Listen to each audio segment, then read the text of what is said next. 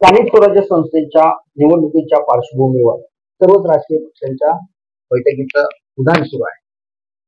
आणि सातारमध्ये महायुतीची बैठक पार पडली.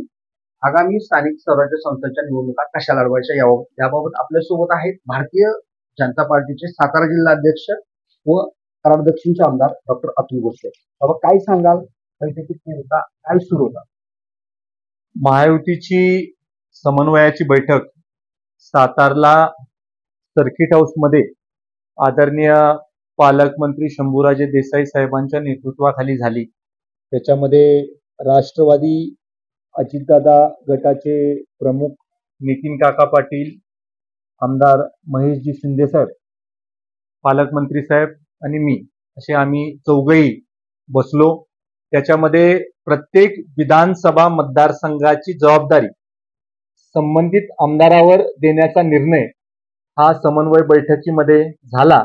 आणि पुढच्या तारखेला ज्यावेळेस भारतीय जनता पार्टीचे दोन्ही सन्मान्य मंत्री आणि खासदार साहेब उपस्थित असतील आणि बाकीचे पण नेते उपस्थित असतील, अशा वेळेला अजून एक समन्वय बैठक प्रत्येक विधानसभा मतदारसंघामधल्या परिस्थितीवर घेण्याचा निर्णय देखील झाला. पण ज्या त्या मतदारसंघाची जबाबदारी ज्या त्या महायुतीच्या आमदारावर द्यायची असा मात्र निर्णय कायम झाला. राजकीय क्षेत्रात अशी चर्चा आहे की महायुती ही एकत्र जरी सत्तेत असली तर स्थानिक स्वराज्य संस्था त्यांचं जुळलं काय? काही मतदारसंघामध्ये महायुती होईल अशी परिस्थिती आहे किंवा तसे प्रयत्न चाललेले आहेत.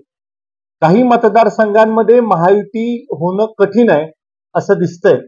पण तरी देखील आमचे नेते आदरणीय देवेंद्रजी फडणवीस साहेबांनी मला असं सांगितलेलं आहे की भारतीय जनता पार्टीच्या वतीनं महायुती करण्यासाठीचा सगळा प्रयत्न आपण करावा.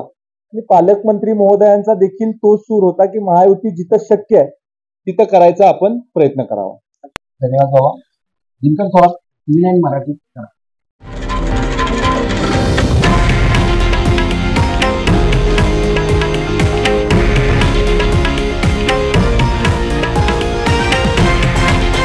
हे आहे देशातील नंबर 1 न्यूज नेटवर्क आणि आपण पाहत आहात TV9 मराठी, एकमेव.